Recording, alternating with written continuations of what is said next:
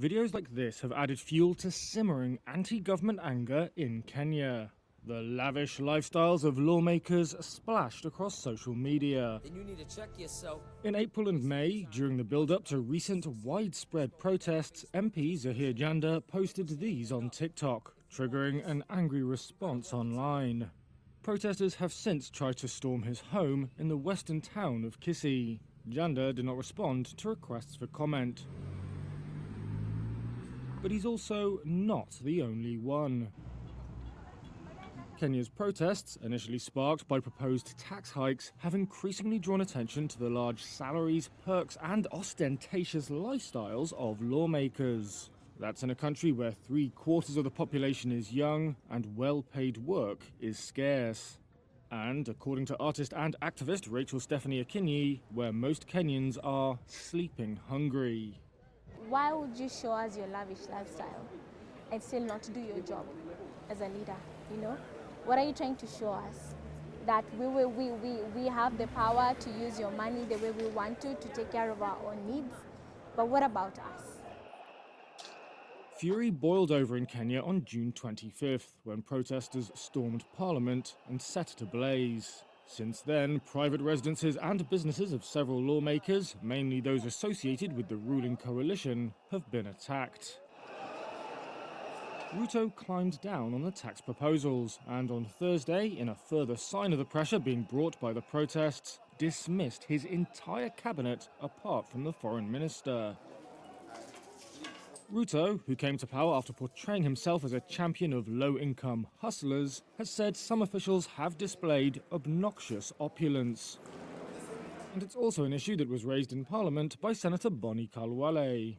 The public display of wealth and opulence, unless members of the public can quickly see where you've gotten it, they will not be happy. Over the weekend, I was speaking of a young member of parliament from my community who has bought a helicopter.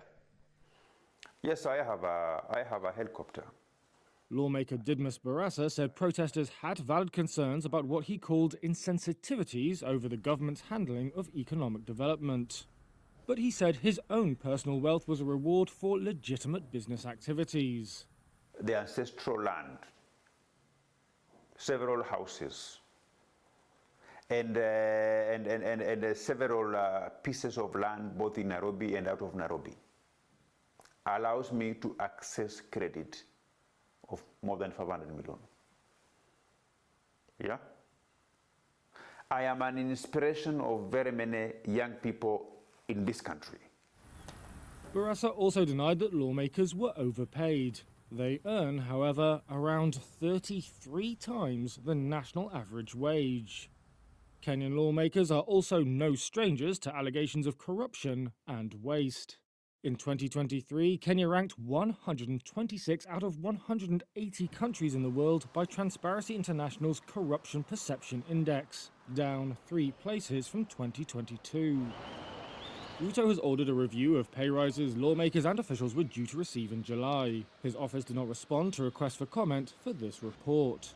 But having faced little opposition since his 2022 election win, he's now up against a youthful, plugged-in movement that does not appear to be fading. The backlash against lawmakers' opulence has seen their videos edited and reposted with negative comments. Social media platforms are awash with allegations of mismanaged funds. Activists have even built an AI-powered chatbot that spits out media reports of corruption allegations when a politician's name is entered.